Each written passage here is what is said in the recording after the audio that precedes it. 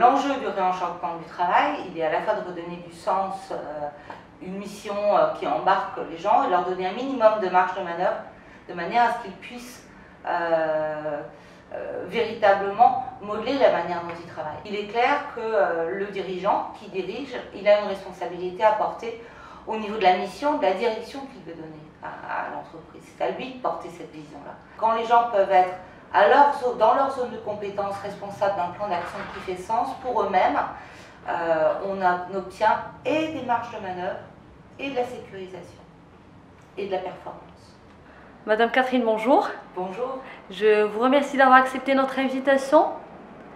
Donc aujourd'hui, vous allez nous parler du réenchantement du travail. Première question, en quoi consiste le réenchantement au travail? Alors, en quoi consiste le réenchantement du travail? Vous savez, ça occupe une bonne partie de nos vies, pour ceux qui ont du travail, et on s'aperçoit que les choses avancent de plus en plus vite et parfois les gens perdent le sens du travail, de pourquoi ils le font. Et il y a des formes de désenchantement à se mettre en œuvre. Et c'est pour ça qu'on se retrouve avec des gens qui parfois disent comment ça va, comme un lundi, ce qui est absolument destructeur quand on pense à l'importance que ça peut avoir. Donc le réenchantement du travail consiste à remettre du sens dans le travail que font les choses en suivant une logique spécifique, mais de manière à ce que les gens puissent se réapproprier la manière dont ils font les choses et pourquoi ils les font. Donc justement, dans votre livre Zazimut, le réenchantement du travail, vous avez évoqué l'importance du réenchantement pour le développement aussi bien de l'entreprise que des collaborateurs. Pourriez-vous justement nous en dire plus? En fait, on arrive à une période où il est difficile d'avoir raison tout seul, même si on est le plus intelligent du monde. On a besoin de l'intelligence de tout le monde, notamment l'intelligence collective, la capacité à collaborer. D'autre part, la demande croissante, c'est celle de l'agilité. Et l'agilité, si on n'a pas le droit de bouger, c'est compliqué.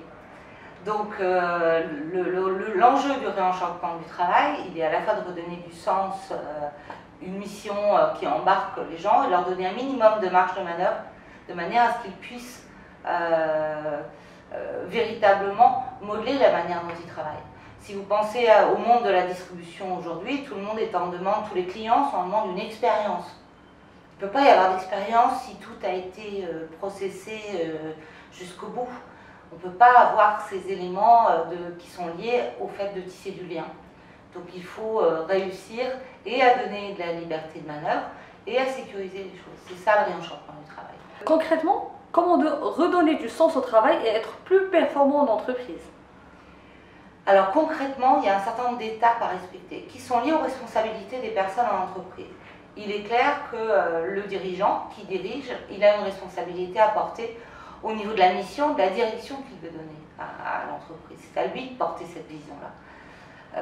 Les gens qui sont dans un comité de direction, d'un comité de direction restreint, c'est à eux de s'emparer de ce qui est dans leur zone de compétence, c'est-à-dire les ambitions, sans avoir peur d'aller trop loin, mais en même temps en respectant une zone de subsidiarité. Et ainsi de suite, c'est-à-dire que quand les gens peuvent être dans leur zone de compétences responsables d'un plan d'action qui fait sens pour eux-mêmes, on obtient et des marges de manœuvre, et de la sécurisation, et de la performance. Alors, mes conseils pour toute personne qui regarde cette vidéo, c'est de ne pas avoir peur. De ne pas avoir peur de l'intelligence, de ne pas avoir peur d'être mise en dynamique de celle-ci, de respecter les logiques dont je viens de parler, c'est-à-dire pas demander à la personne qui ramasse les pommes de faire la stratégie de l'entreprise, c'est pas son job. Par contre, il a de l'intelligence pour organiser son poste de travail, donc c'est respecter les zones de subsidiarité, ne pas avoir peur d'avoir des ambitions, viser haut, de regarder loin, d'embarquer des gens comme un voyage sur la Lune, dans lesquels je vous rappellerai que lors d'une interview, dans ces années-là, il y avait une dame qui faisait le ménage et qui était interviewée au moment d'Apollo 11, 13, etc. et à qui le journaliste demandait mais qu'est-ce que vous faites, vous, alors, dans cette aventure-là? Et la dame de répondre, moi, comme tout le monde, j'envoie des hommes sur la Lune.